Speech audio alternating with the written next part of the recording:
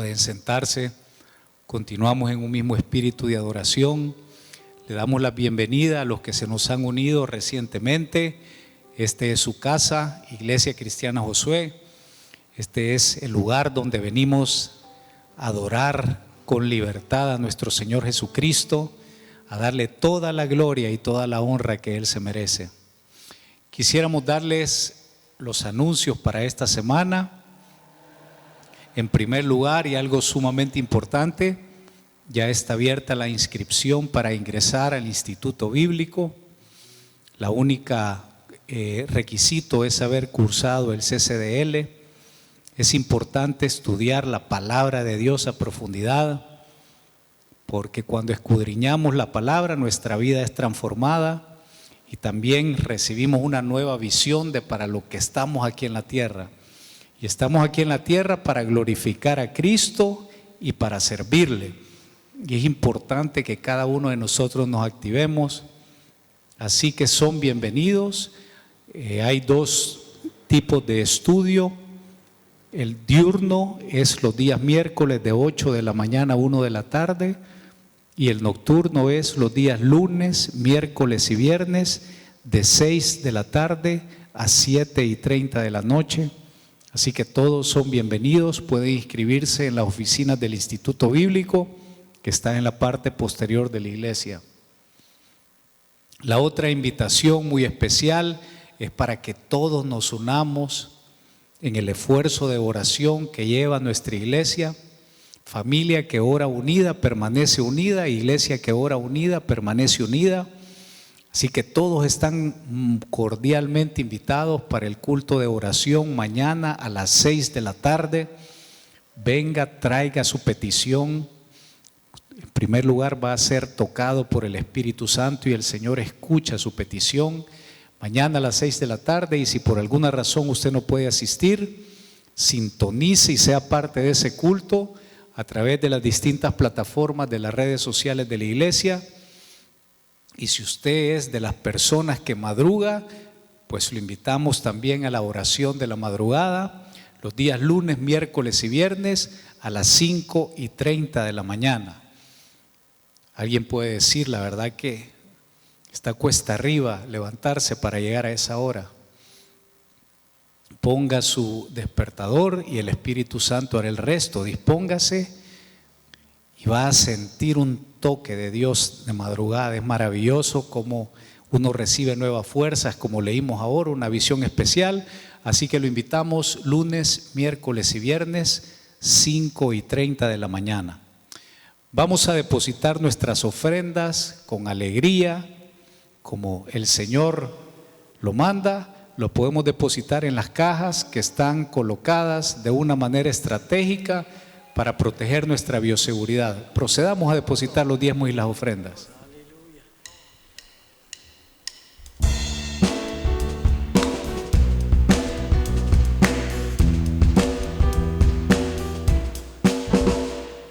El gozo que el Señor ha puesto en mí es la fuerza de mi vida. El gozo que el Señor ha puesto en mí es la fuerza de mi vida. Por eso yo me gozaré en Él y Él pondrá su risa en mi boca. Yo cantaré, yo gritaré y me alegraré solo en Él.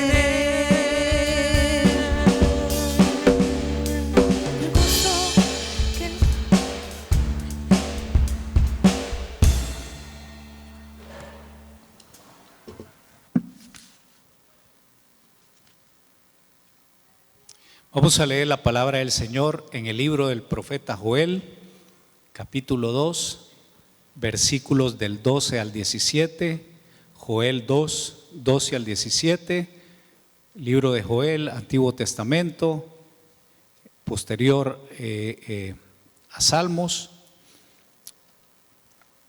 en lo que corresponde a la sección de los profetas menores, y dice así: por eso pues, ahora dice Jehová, convertíos a mí con todo vuestro corazón, con ayuno y lloro y lamento. Rasgad vuestro corazón y no vuestros vestidos, y convertíos a Jehová vuestro Dios, porque misericordioso es y clemente, tardo para la ira y grande en misericordia, y que se duele del castigo.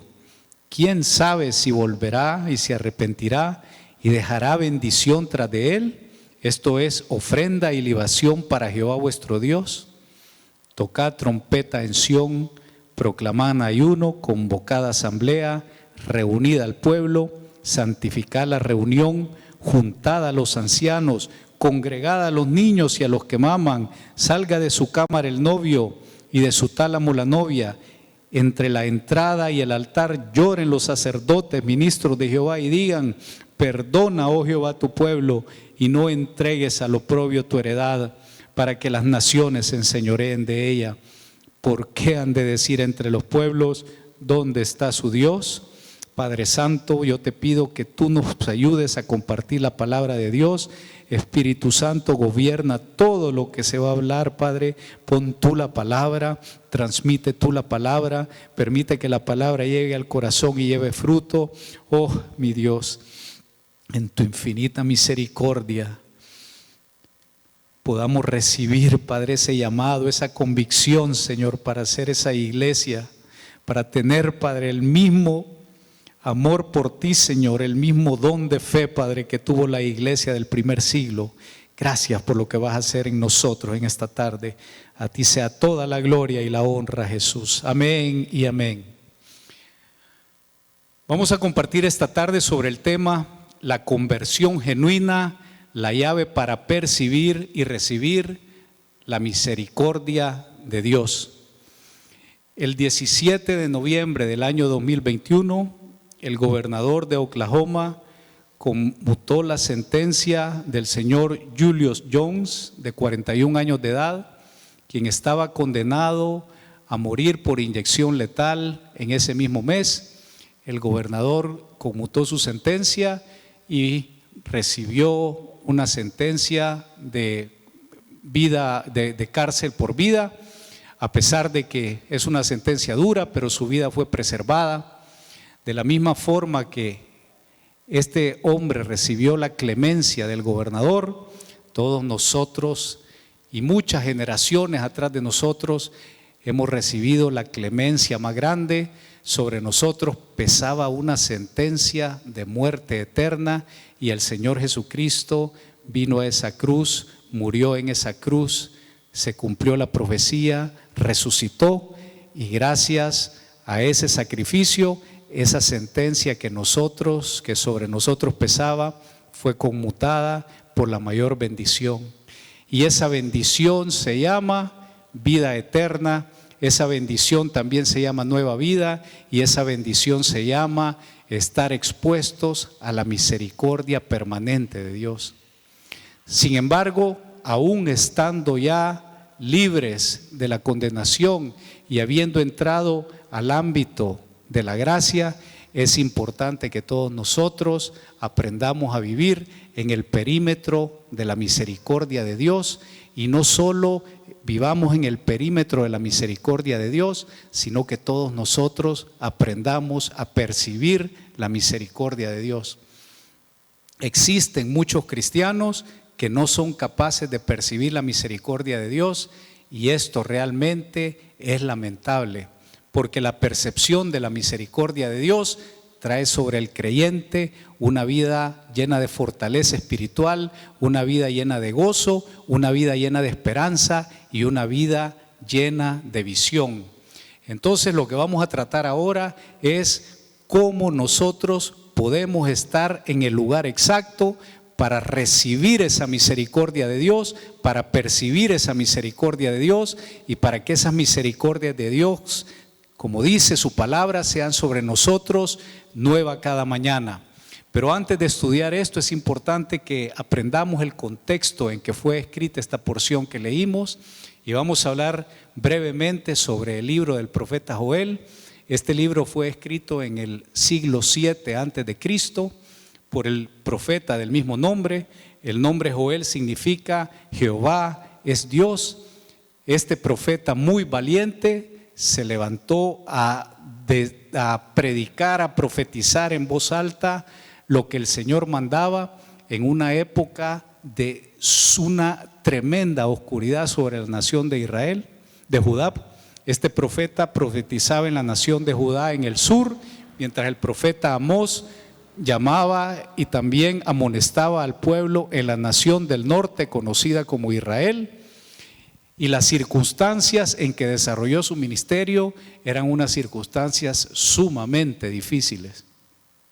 Debido a la rebelión de este pueblo, si ustedes se recuerdan, 400 años antes de que esto sucediera, el pueblo había entrado a la tierra prometida, había hecho una promesa solemne de servir únicamente al Dios verdadero. Sin embargo, para esta fecha, el corazón de la nación estaba lleno de adulterio, lleno de violencia, estaba lleno de corrupción judicial, estaba lleno de asesinato, pero sobre todo estaba lleno de una adoración a las deidades diabólicas. Y como consecuencia de esto, el Señor mandó una sequía, y la sequía trajo una plaga de animales que destruyeron absolutamente todos los cultivos, destruyeron toda la agricultura de la nación de Judá, y esto trajo un hambre tremendo sobre el pueblo. Y cuando el pueblo se encontraba sufriendo las consecuencias del hambre, las consecuencias de su pecado, se levanta el profeta Joel, se levanta con un mensaje de amonestación, pero también con un mensaje de esperanza. Y eso es algo grandioso que solo Dios lo ofrece. Cuando Dios amonesta, simultáneamente da la salida y simultáneamente da el mensaje de esperanza, y de eso se trata el libro del profeta Joel. Y el profeta Joel en este capítulo 2, empieza por llamar al pueblo al arrepentimiento y la conversión. Estas son dos expresiones que hemos oído frecuentemente a lo largo de nuestra vida cristiana, pero quisiera detenerme para explicar de manera bastante clara lo que significa el arrepentimiento y conversión, porque es algo de lo cual nosotros permanentemente tenemos que estar echando mano y abrazando. En el versículo 12 de la porción que acabamos de leer dice: por eso pues ahora, dice Jehová, convertíos a mí con todo vuestro corazón, con ayuno y lloro y lamento. Rasgad vuestro corazón y no vuestros vestidos, y convertíos a Jehová vuestro Dios. En este versículo hay dos palabras que se mencionan con frecuencia. La primera es corazón y la primera es conversión. ¿A qué se refiere la palabra corazón? La palabra corazón viene del hebreo lebab, que está íntimamente vinculado al alma. Todos nosotros somos seres trinos, todos nosotros tenemos tres partes: un cuerpo, un espíritu y un alma. En el alma radica prácticamente lo que nos define a cada uno de nosotros. En su alma, ahí es donde radica su intelecto, su voluntad y sus emociones.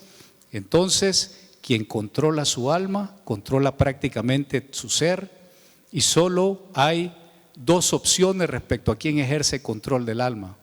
O el control del alma lo ejerce Cristo a través del Espíritu Santo, o el control del alma es ejercido por Satanás, la carne y el pecado.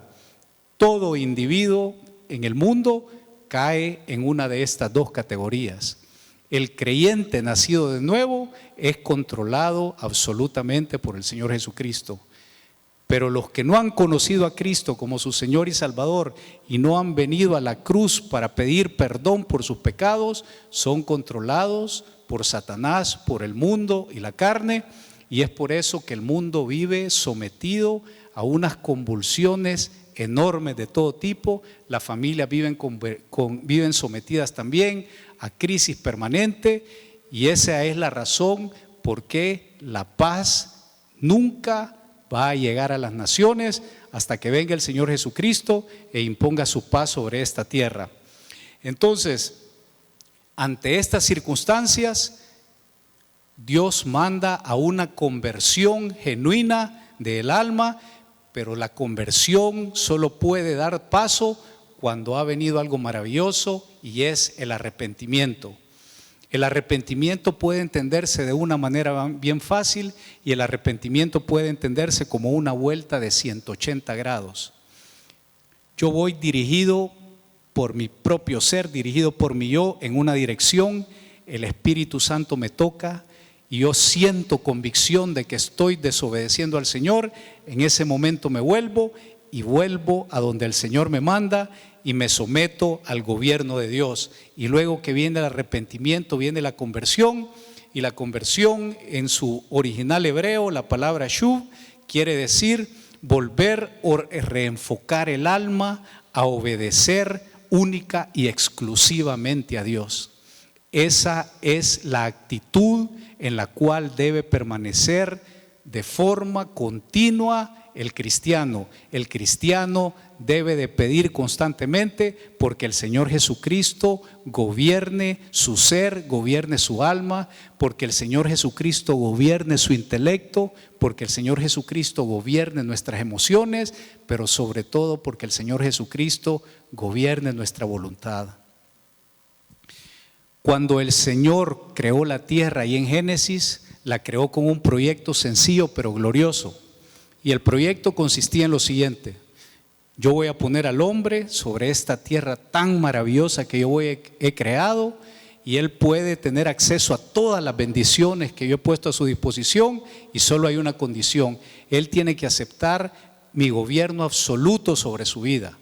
Sin embargo, el hombre, en la figura de Adán y Eva, rechazaron el gobierno de Dios, quisieron sentarse ellos sobre el gobierno de su vida, pero el problema es que al querer sentarse sobre el gobierno de su propia vida, se lo entregaron a Satanás. Entonces, cuando vino el Señor Jesucristo a morir en esa cruz, el objetivo primario al morir era reconciliar a Dios con el hombre y darle al hombre la oportunidad de que Dios se vuelva a sentar en el gobierno de su vida. Y esa es la victoria de la cruz. La victoria de la cruz es Cristo gobernando al hombre. Por eso es que nosotros los creyentes día a día tenemos que venir delante de la cruz y decirle: Señor, yo te pido que tú consumes en mí ese milagro, y ese milagro se llama gobierno, tu gobierno sobre mi vida. ¿Cómo se da este proceso por el cual el hombre se vuelve a Dios? Dice el versículo 13: rasgad vuestro corazón y no vuestros vestidos.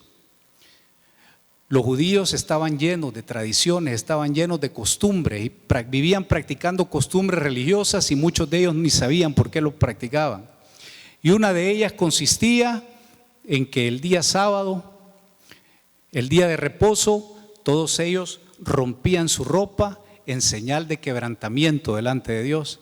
El problema es que lo único que hacían era romper su ropa, pero su corazón no estaba convertido.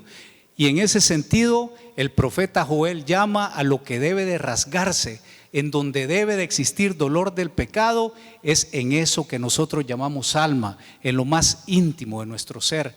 Y yo puedo darles constancia que cuando uno viene delante de la presencia del Señor y se expone, el Espíritu Santo, como un termómetro, como una voz ineludible, permanentemente está llamando al arrepentimiento y está trayendo aquellos pecados tan sutiles que muchas veces están erosionando el alma y ni siquiera nos hemos dado cuenta.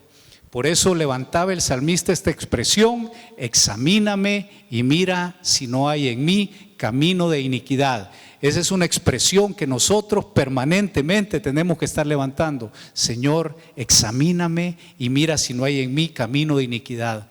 Y luego que el Espíritu Santo ha hecho esa obra y en nosotros hay arrepentimiento y hay esa conversión, y le decimos: Dios, yo te suplico que tú gobiernes sobre mi alma, que tú tomes control sobre mi alma. En ese momento se abren las puertas para empezar a percibir con nuestros sentidos la misericordia de Dios, y para vivir en ese ámbito, para vivir en ese perímetro de misericordia de Dios. Y es por eso que dice el versículo 13, la parte B y el versículo 14, porque misericordioso es y clemente, tardo para la ira y grande en misericordia, y que se duele del castigo. ¿Quién sabe si volverá y se arrepentirá y dejará bendición tras de él? Esto es ofrenda y libación para Jehová nuestro Dios. La palabra misericordia en su original quiere decir inclinarse en bondad hacia un inferior. En otras palabras, el Dios Todopoderoso que está sentado en su trono de gloria nos ve a cada uno de ustedes. Esto debemos de abrazarlo de una manera personal. Ve nuestra fragilidad, ve nuestra gran necesidad y literalmente Dios se inclina para traer sobre la vida de nosotros su favor, para traer sobre la vida de nosotros su gracia y para traer sobre la vida de nosotros su misericordia. El castigo es el elemento último, el arsenal que el Señor tiene para transformar al hombre. El Señor siempre empieza a tratar con el hombre a través de su gracia, a través de su favor, a través de su misericordia. Por eso es que cuando nosotros oramos, tenemos que venir delante del trono, y así se llama, delante del trono de la gracia, con una certeza absoluta de que vamos a ser escuchados, porque el Señor es misericordioso, porque el Señor es bondadoso y su favor nunca se ha apartado de nosotros.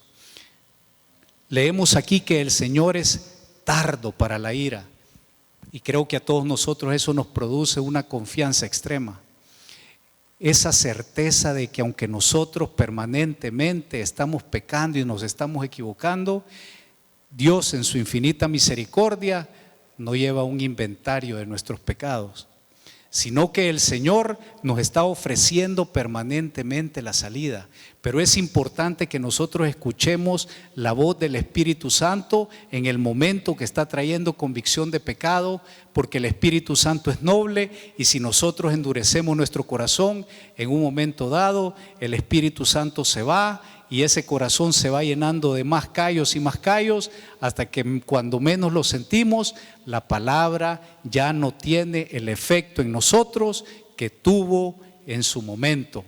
Y quería comentarles y traerles a memoria un caso que he visto recurrentemente. Cuando un hombre es llevado por la inmoralidad y este hombre ha conocido a Cristo como su Señor y Salvador, el Espíritu Santo le empieza a hablar de una manera frecuente. Y cuando escucha la voz de Dios siente un gran quebrantamiento en su vida. Y ese es el momento en donde el hombre tiene que venir a la cruz, tiene que hincarse y decirle: Señor, he pecado contra el cielo y contra ti. En este momento yo te suplico que el poder de la sangre de Cristo me restaure.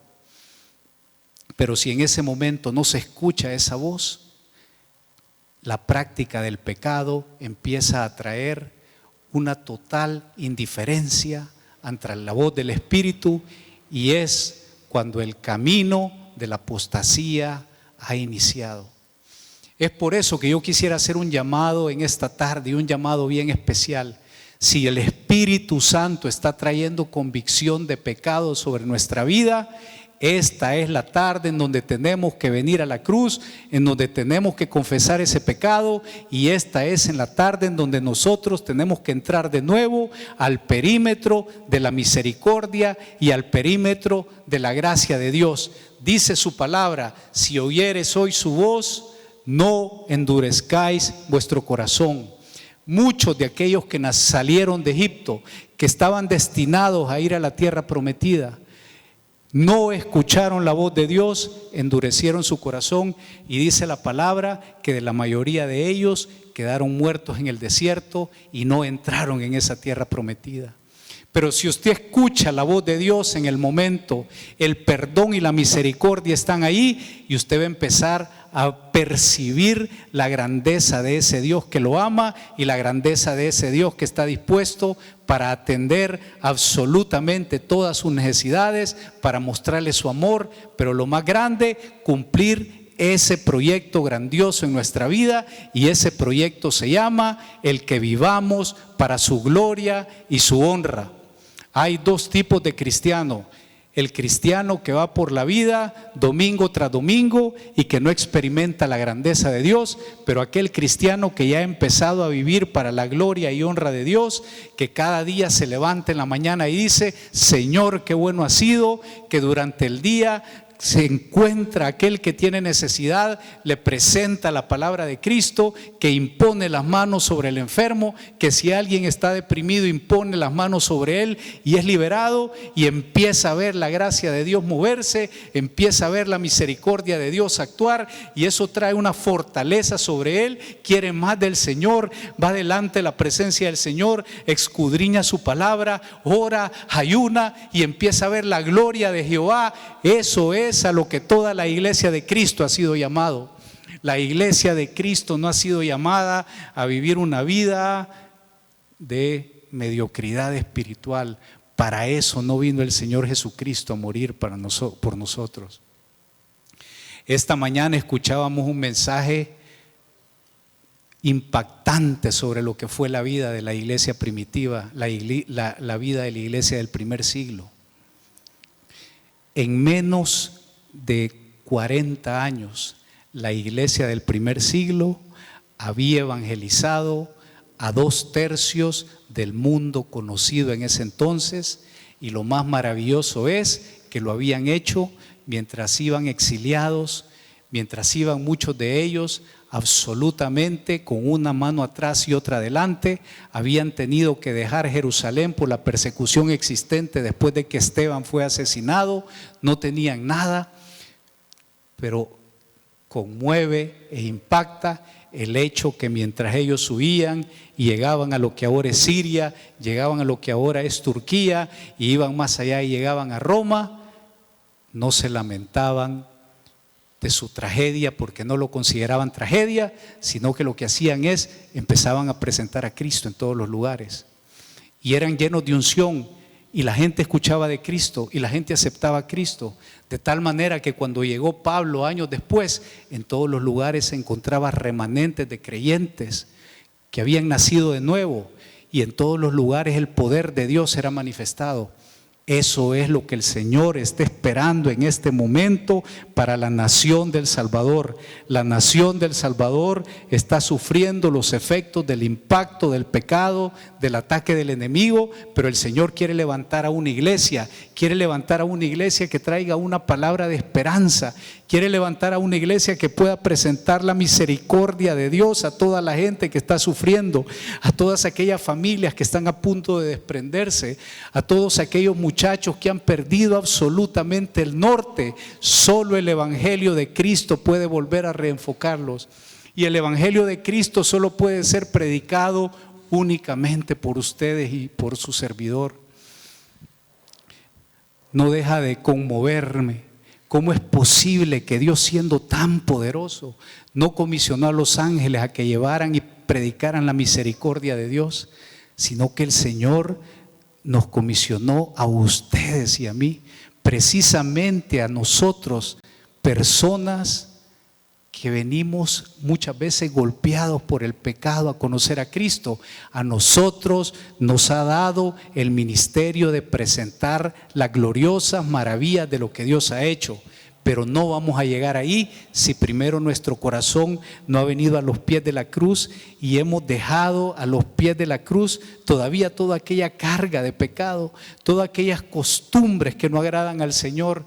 Si todavía no hemos entregado nuestro vocabulario a los pies de la cruz, si todavía no hemos entregado nuestra manera de pensar, si no tenemos la mente de Cristo, si todavía nosotros contemporizamos con el mundo. No sé por qué el Espíritu me está poniendo a hablar de eso, pero si todavía nosotros nos gusta compartir el alcohol con nuestros amigotes, ya no es el tiempo para que la iglesia de Cristo esté permaneciendo en el pecado. La iglesia de Cristo va a ser arrebatada, pero solo van a ir a las bodas del Cordero aquellos que tengan vestiduras de lino blanco y resplandeciente. Hay una parábola en el capítulo 20 o 21 de San Mateo, Y dice que nuestro Dios invitó a muchas personas a las bodas del Cordero. Y que cuando estaban celebrando las bodas del Cordero, de repente vio a alguien que no estaba vestido de bodas, que no estaba vestido de blanco, de lino fino y resplandeciente, y le pregunta: ¿y tú qué haces aquí? Tú no cabes aquí. Y Dios dio la orden de que fuera sacado y que fuera echado en el lago de fuego ardiente, que fuera sacado allá donde están las tinieblas. Pero por eso este es el momento del arrepentimiento, este es el momento de la conversión, este es el momento de una vida genuina en Cristo. Y usted hágase la pregunta, el Espíritu Santo le pregunta en este momento: ¿es tu vida genuina en Cristo? ¿Estás vestido de ropas blancas? ¿Estás vestido de lino fino, lino blanco y resplandeciente? Usted conoce la respuesta y al final vamos a orar de acuerdo a lo que el Espíritu Santo le ha revelado. Una vez el hombre ha venido y su corazón se ha convertido y su corazón se ha arrepentido, en ese momento está capacitado para recibir y percibir la grandeza de la misericordia de Dios. Y una vez la misericordia de Dios ha impactado la vida del hombre, entonces en su infinita misericordia suceden 2 milagros en nuestra vida. Y junto con la gran misericordia de Dios, en su infinita gracia nos regala 2 cosas. Lo primero que nos regala se llama restauración. ¿Qué es la restauración? Nuestra vida espiritual es llevada al punto a donde Dios quiere llevarla y a donde debemos estar. Nuestra vida espiritual empieza a ser conformada y moldeada directamente por el Espíritu Santo, y de esto hablaba el profeta Joel en el versículo 18 y 19 cuando dijo: y Jehová, solícito por su tierra, perdonará a su pueblo. Responderá Jehová y dirá a su pueblo: he aquí, yo os envío pan, mosto y aceite, y seréis saciados de ellos, y nunca más os pondré en oprobio entre las naciones. Volvamos otra vez al contexto en que esto fue escrito. La nación de Judá, sufriendo de una gran hambruna espiritual, habían perdido la comunión con Dios por ese pecado. Lo que veían únicamente era violencia, era corrupción en los tribunales, adoración de demonios, adulterio. Y por otro lado, la nación sufriendo una hambruna espantosa.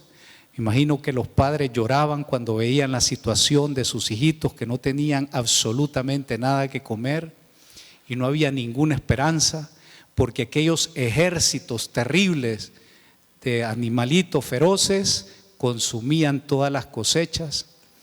En ese entonces no habían fertilizantes, y aunque los hubiese, de nada hubieran servido, porque el Señor había mandado a esos ejércitos de animales a cumplir su propósito, y el propósito era juzgar a la nación hasta que viniera arrepentimiento. Y en medio de esas circunstancias se levanta Joel y les dice: todos ustedes, nación de Judá, vengan delante de la presencia del Señor.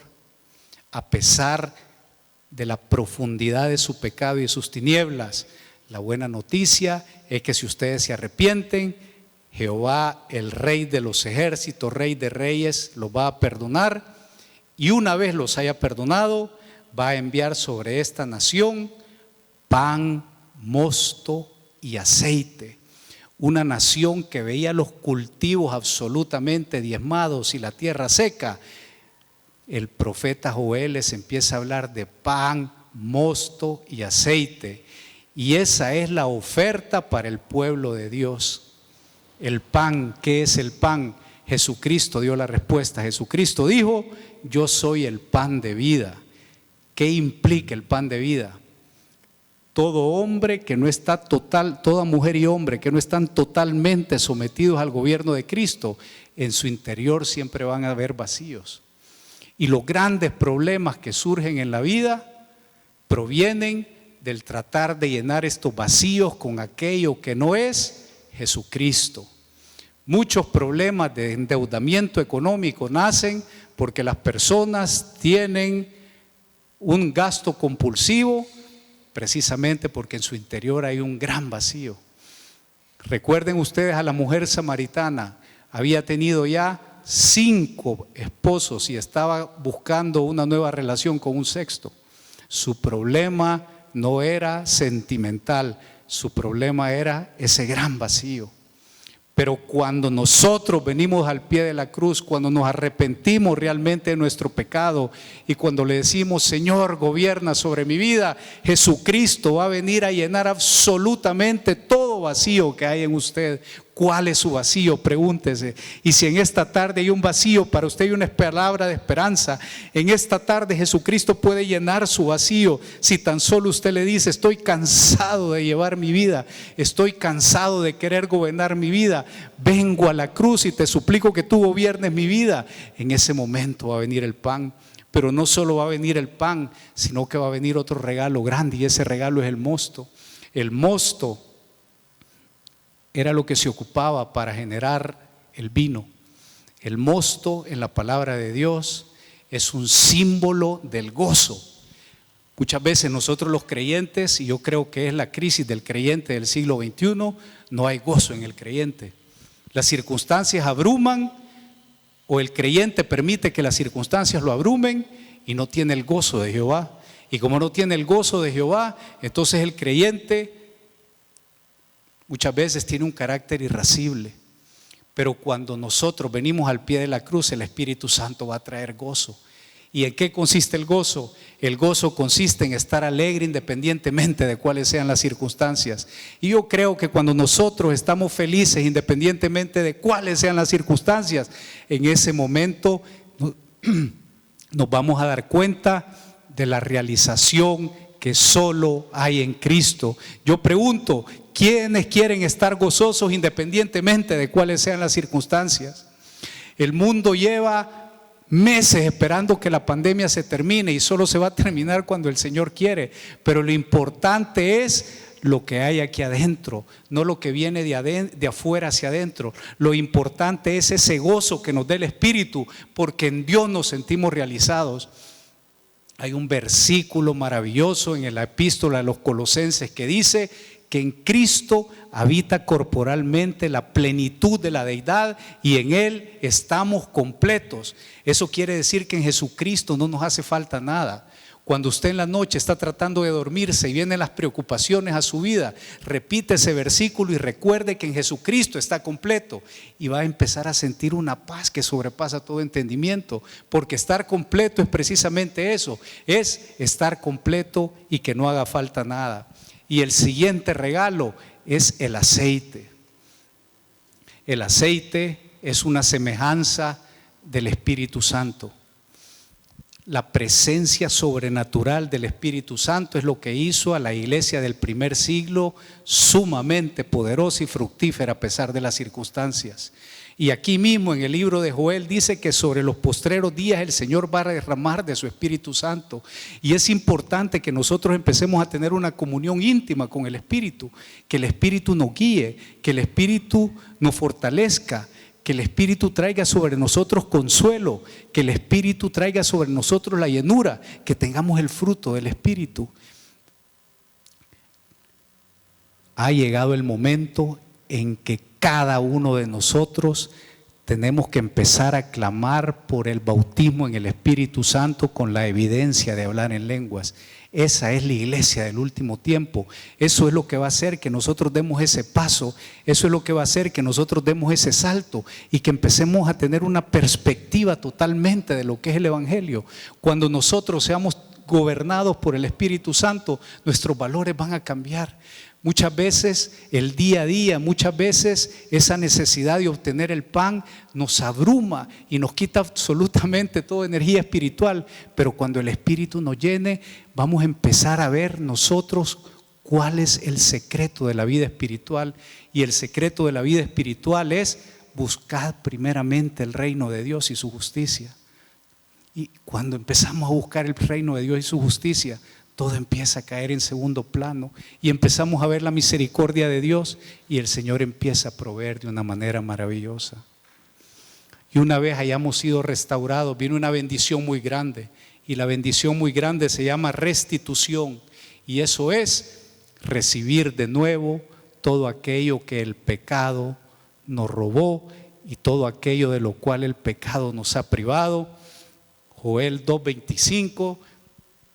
Si no lo tiene a mano, ahora en la noche al llegar a su casa, yo le recomiendo que lo subraye, y dice así: y os restituiré los años que comió la oruga, el saltón, el revoltón y la langosta, mi gran ejército que envié contra vosotros. Pueden imaginarse cuál era el estado de la nación. Por muchos años la plaga de esos 4 insectos había destruido totalmente la capacidad alimenticia de la nación. Pero en esas circunstancias, dice el Señor, yo voy a restituir todo lo que estos insectos se han comido por muchos años. En otras palabras, yo tengo la capacidad en un solo año de multiplicar la cosecha por 3, por 4, por 5.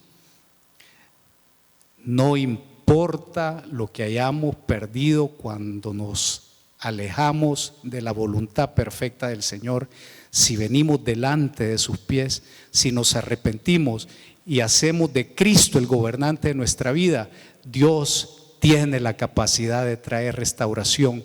Dios tiene la capacidad de restaurar a nuestros hijos. Dios tiene la capacidad de restaurar nuestras familias. Dios tiene la capacidad de restaurar nuestras economías. Dios tiene la capacidad de restaurar nuestra vida espiritual. Si en algún momento nosotros tuvimos una gran pasión por Dios, si en algún momento nosotros vimos la gloria del Señor, pero la infección del pecado fue robando esa fe, lo que dice este versículo es que Dios nos puede restaurar y nos puede restituir a ese mismo nivel de unción que en un momento tuvimos. Así que el mensaje para toda la iglesia de Cristo es: vamos delante de la presencia del Señor, confesemos nuestro pecado, arrepintámonos, convirtámonos, y el Señor va a traer restauración, el Señor va a traer restitución, el Señor va a traer el bautismo del Espíritu Santo, Jesucristo va a llenar todos nuestros vacíos, el Señor va a traer el gozo de su Santo Espíritu sobre cada uno de nosotros, y nos vamos a convertir en cristianos verdaderamente fructíferos. Vamos a dejar de ser cristianos de domingo y nos vamos a convertir en cristianos llenos de unción. Es probable que usted se vea a usted mismo y diga: es imposible que esto suceda en mí, es imposible, estoy totalmente apagado.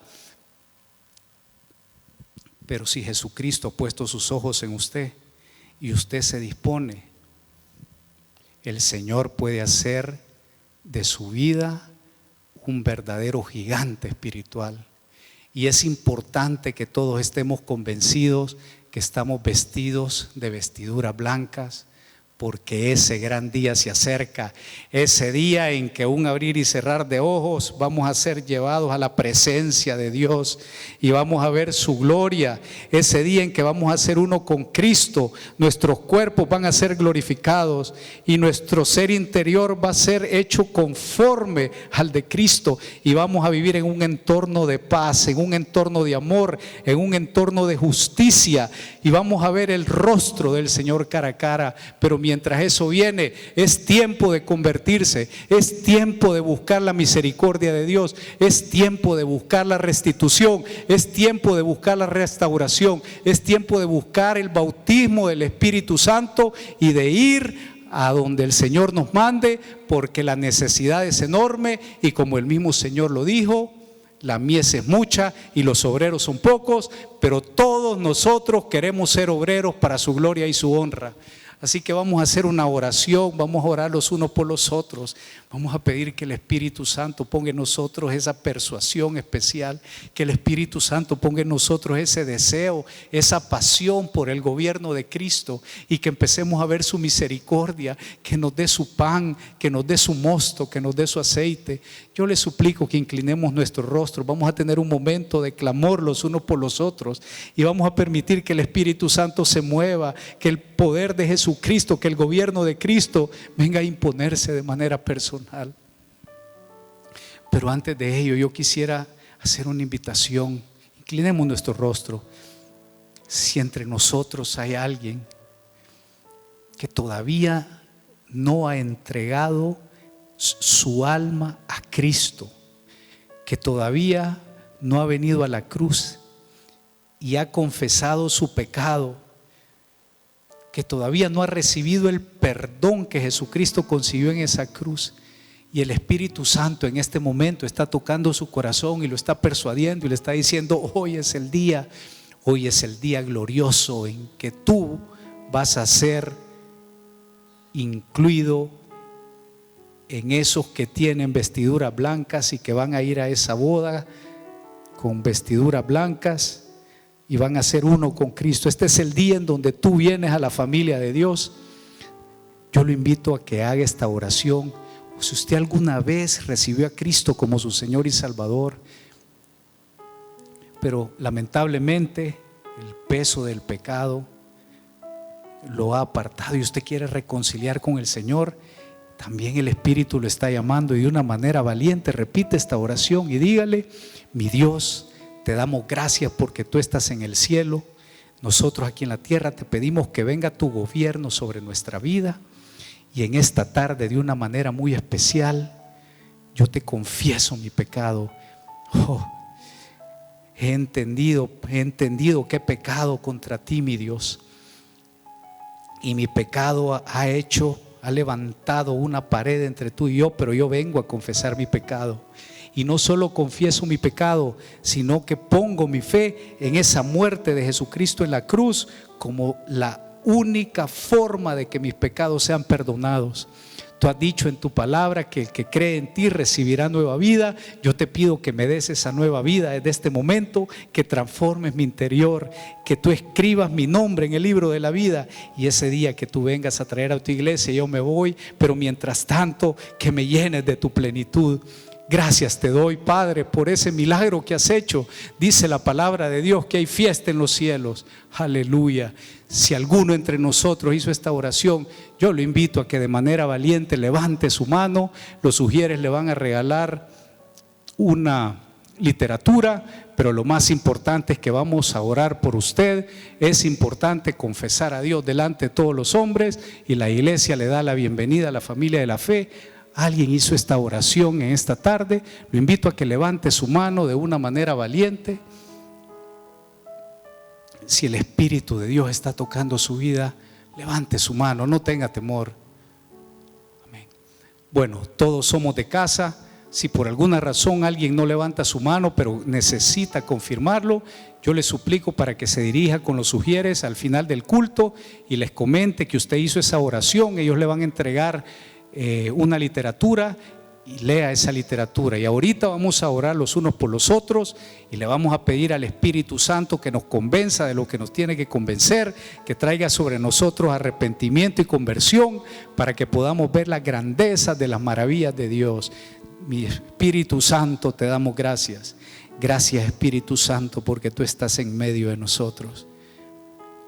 Cristo es el poseedor, el amo de la iglesia, y por eso tú te mueves. Yo te pido que tú te muevas en cada uno de mis hermanos, Espíritu Santo, y en el nombre poderoso de Jesús pon persuade. En primer lugar, si alguien tú le estás hablando que no está vestido de ese lino blanco y resplandeciente, que en este momento se ponga a cuentas contigo. Todo aquel que el Espíritu Santo está poniendo, confiese su pecado. ahí en voz suave, confiese su pecado. Este es un día de arrepentimiento y liberación y vamos a ver la misericordia de Dios. Estamos confesando nuestro pecado delante de ti, Jesús. Confesamos nuestro pecado, pero en este momento nos arrepentimos y te pedimos que tú vengas a gobernar nuestra vida. Ni un día más sin tu gobierno, Jesús. Echamos fuera nuestro yo del gobierno en nuestra vida. Echamos fuera la carne, al mundo y Satanás. Siéntate tú a gobernar, Jesús. Gobierna tú, Jesús, gobierna tú. Gracias, gracias. Esa es la puerta para empezar a ver tu misericordia. Y también, Padre, yo te pedimos que tú traigas restauración, que tú restaures ese primer amor, que el Espíritu Santo venga a restaurar el vínculo con Dios y que haya restitución, Padre, restitución. Oh Padre Santo, hemos perdido mucho. Si el enemigo se ha robado lo que tú tenías para nosotros, restitúyeselo a cada uno de mis hermanos, restitúyeselo en lo personal, restitúyeselo a las familias, restitúyeselo en su trabajo, restitúyelo y trae una visitación poderosa sobre este pueblo. Espíritu Santo, si tú quieres bautizar, bautiza Espíritu Santo en el nombre poderoso de Jesús, con la evidencia de hablar en lenguas. Toca ahí donde debes de tocar, toque, hermano, levantemos nuestras manos y digámosle: Espíritu Santo, tócanos, henos aquí, Espíritu Santo, tócanos, Espíritu Santo, toca nuestra vida de una manera poderosa. Oh Padre Santo, en el nombre poderoso de Jesús, bautiza, conmueve. Esta es tu iglesia, esta es la iglesia del último tiempo, esta es la iglesia que tú ocuparás. Oh Espíritu Santo, toca, trae una convicción preciosa, una convicción maravillosa. Algunos de ustedes el Espíritu Santo los está llamando para ser levantados a predicar la palabra en su círculo más íntimo y los esté empoderando. Recibe ese llamado. Muchos de ustedes están sintiendo en este momento el quebranto de la misericordia de Dios, la gracia de Dios. Gracias, mi Dios, no te merecemos, pero tú nos amas. Estamos sintiendo tu amor, bendito Padre Celestial. Gracias, mi Dios. Gracias, Señor, porque empiezo un caminar contigo.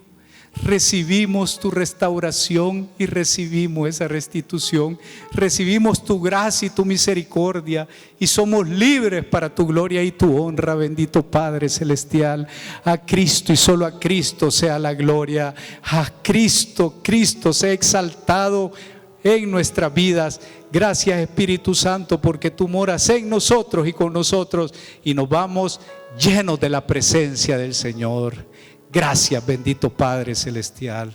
A ti sea la gloria y la honra por los siglos de los siglos. Que la gracia de Dios se manifieste sobre su vida y esta noche preséntese delante del Señor.